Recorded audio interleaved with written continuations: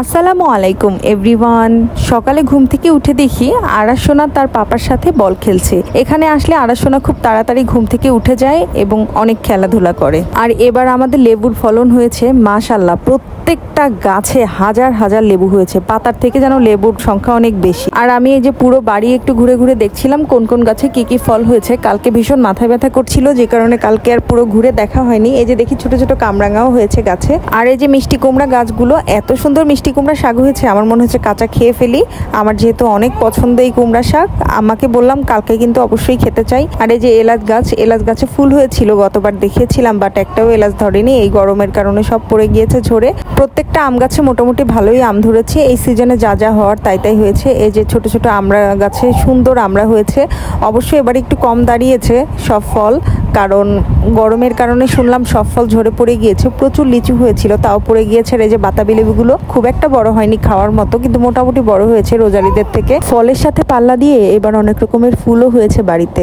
এত সুন্দর সুন্দর ফুল, বিভিন্ন কালারের ফুল হতে, আর ফুলের ঘ্রাণে পুরো বাড়িটা যেন মোমো করছে। আর এদিকে আছে সাদা গন্ধরাজ। যে বাড়িতে গন্ধরাজ আর কামিনী ফুল একসাথে থাকে, সেই বাড়িতে কি পরিমাণে স্মেল হতে পারে একবার চিন্তা করুন।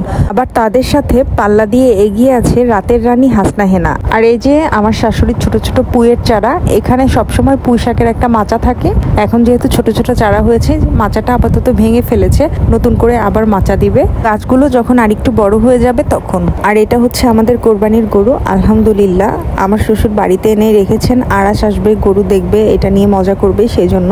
বাট আমার শ্বশুর অবশ্যই এটা দেখাশোনা করতে পারেন না, উনি মুরব্বী হয়ে গিয়েছেন। এটার জন্য একজন লোক রাখা আছে, সে গরুকে গোসল করায়, খেতে দেয়, গরু সব ধরনের যাবতীয় যে কাজকর্ম সে করে থাকে। এখন আমি একটু আমাদের বাগানের দিকে যাচ্ছি, যে বাগানে কি কি হয়েছে দেখার জন্য। আমাদের বাগানে এবার অনেক ঘাটকোল হয়েছে। প্রতিবারই আমাদের বাগানে পেপুলি শাকের ঘাটকোলের কোনো অভাব থাকে না, প্রচুর পরিমাণে হয়, একদম ভরে যায়। আর এবার যেহেতু বৃষ্টি কম, সেই জন্য এর ফলনটা একটু কম হয়েছে, মোটা মোটা হয়নি, না হলে আরো বেশি মোটা হয়ে যায়। এটাকে অবশ্য আমরা এখানে ঘাটকোল বলা হয়। আপনাদের কোন অঞ্চলে কি বলা হয় অবশ্যই কমেন্ট করে জানাবেন। আবার অনেক অঞ্চলে কিন্তু এটা খেতেই জানে না কিভাবে খেতে হয়, এর শুধু ডাটা খায়, এখানে পাতাটা ফেলে দেয়। আমি জানি না পাতাটা খাওয়া যায় নাকি, সবাই বলে যে পাতায় নাকি অনেক গলা চুলকায়, সেই জন্য শুধু ডাটা খায়। আর এটা রান্নার প্রসেসিংটা কিন্তু একটু আলাদা। এটা রান্নার ফুল ভিডিও আমি অবশ্যই আপনাদের সাথে একদিন শেয়ার করব। আর এই শাকটা কে কে চেনেন, এটা হচ্ছে পেপুলি শাক। এটাও কিন্তু ঘাটকোলের পাশেই হয়েছে। আমাদের বাগানে অনেক পেপুলি শাক হয়ে থাকে, তবে এবার তুলনামূলক ফলনটা একটু কম, কারণ বৃষ্টি না হওয়ার কারণে তেমন খুব ভালো হতে পারেনি। আর আমি এসে পেপুলি শাক খেতে চেয়েছি, এটা আমার অনেক পছন্দের একটা শাক, আর তাই বাগান থেকে পেপুলি শাক তুলে আনা হয়েছে রান্না করার জন্য।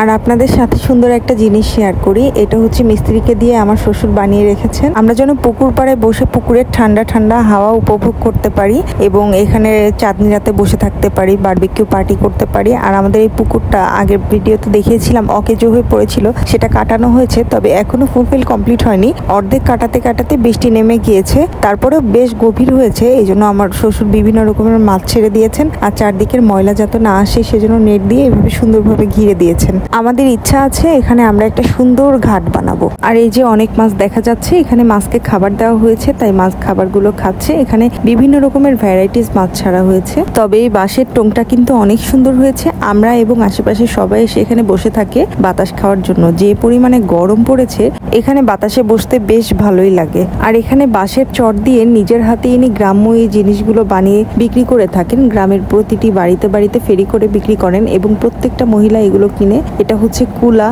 আর এটাকে কি যেন বলা হয় আমি ভুলে গিয়েছি। এটা মনে হয় চালন টাইপের কিছু একটা, যেটা আমরা স্টিল বা প্লাস্টিকেরটা ইউজ করে থাকি, বা মেলামাইনেরটা। বাট গ্রামের সবাই এই টাইপের জিনিসগুলোই বেশি ইউজ করে। আমার শাশুড়ির ঘরেও এই টাইপের অনেক জিনিস আছে, উনি অনেক পছন্দ করে এই টাইপের জিনিসগুলো। শুধু উনি না, গ্রামের প্রত্যেকটা মানুষই এই টাইপের জিনিসগুলোতেই বেশি অভ্যস্ত। আর জিনিসগুলো কিন্তু দেখতেও অনেক সুন্দর। আমরা ঢাকা থেকে যেসব জিনিস নিয়ে এসেছি সেগুলো এখন বের করে আমার শাশুড়ি আম্মাকে দিচ্ছি। এখানে আমার শ্বশুরের জন্য একটি পাতলা শার্ট এনেছি, আর শাশুড়ির জন্য একটি জামদানি শাড়ি এনেছি।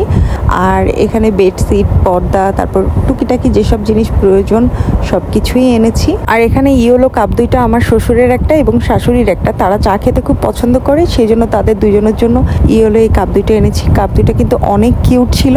এই যে এখন এই সবকিছু গুছিয়ে রাখার জন্য আমার শাশুড়িকে আমি হেল্প করব, কোনটা কোথায় রাখবো সবকিছু গুছিয়ে দিব।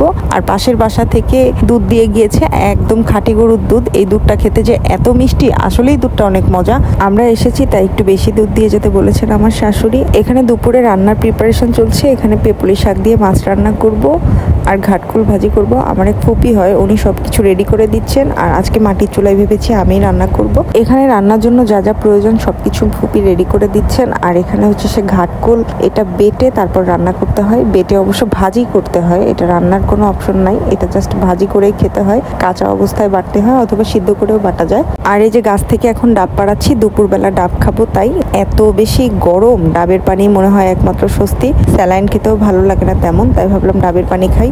একটা গাছে যতগুলো ডাব ছিল সব পাড়া হয়েছে, আর অন্য যে গাছগুলো সেই গাছগুলোতে ডাব নেই, সবগুলো নারকেল হয়ে গিয়েছে। শুধু এই গাছটায় দেখা গেল যে কয়েকটা ডাব আছে হয়তো, তাই পাড়া হয়েছে। বাট পাড়ার পর দেখা গেল এরাও আর ডাব নেই, ডাবের থেকে একটু বড় আর নারকেলের থেকে একটু ছোট। মানে এটা হচ্ছে মেঝো, নারকেলও না ডাবও না, ডাবের বড় ভাই নারকেলের মেঝো ভাই, এটাকে কি বলে আমি জানি না। এটা হয়েছে, খুব বেশি পানিও হয়নি আবার পারফেক্ট নারকেলও হয়নি। যাই হোক, কিছুই করার নেই, যা আছে এটাই খেতে হবে। তবে পানিটা কিন্তু অনেক মিষ্টি ছিল এবং অনেক টেস্টি ছিল।